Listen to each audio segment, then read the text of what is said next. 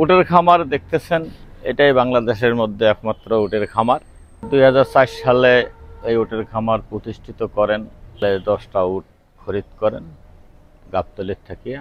পরে উনি চিন্তা করলেন যে দেখি বাংলাদেশে উটের খামার নাই, উটের খামার করা যায় কিনা। একটা উট কোরবানি করলেন আর 9টা উট দিয়ে উনি খামার শুরু করলেন।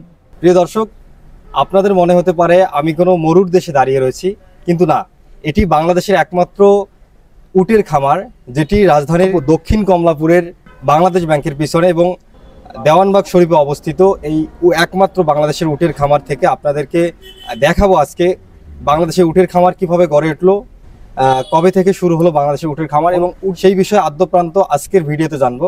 চলুন শুরু করা যাক। এখন 8টা উট আছে।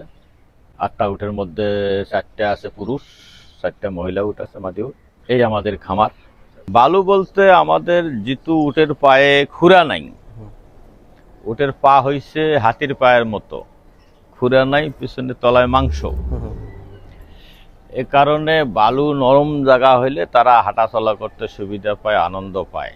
আমরা বালু ফেলে বালুটাকে আবার কোবাই, আশ্রা দেই, উর্বর করিয়া রাখি, যাতে ওরা একটু রিল্যাক্স করতে পারে। খাবারের তালিকা বলতে আমাদের বাঙালি জিতু এই উটগুলো সব বাংলাদেশি, এরা কোনো বাহিরের উট নাই। এই এখানেই জন্ম, এখানেই বাড়ি ওটা। এ কারণে আমাদের এই খাবারের সাথে তারা অ্যাডজাস্ট আছে। গাভীর খাবারে খায়, গমের ভুসি খায়, খোল দেই, রাব দেই। একটা উট ম্যাক্সিমাম কনসেপ্টের পরে 13 মাস সময় লাগে। এবারে দেখা যায় 2 বছরের নিচে একটা উট একটা বাচ্চা দিতে পারে না। আবার একটা উট বাচ্চা থাকিয়া প্রাপ্তবয়স্ক হইতে 4.5 5 বছর লাগে। এ কারণে উটের প্রজননটা, যেহেতু একটা উট 2 বছরের নিচে একটা বাচ্চা দিতে পারে না।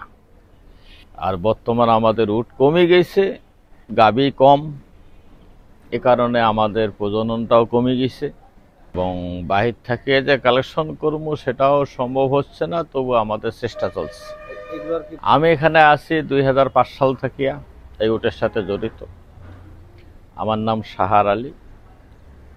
আর এই খামার হইল দক্ষিণ কমলাপুর বাংলাদেশ ব্যাংকের পিছনে।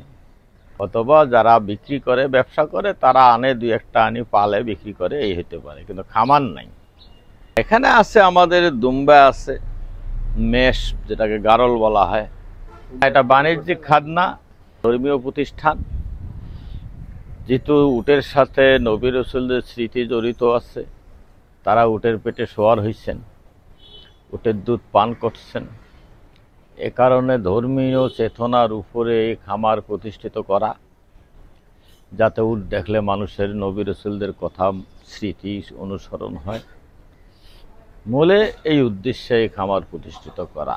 সকাল 8টা হইতে বিকাল 5টা পর্যন্ত দর্শকদের জন্য এটা ওপেন করা আছে।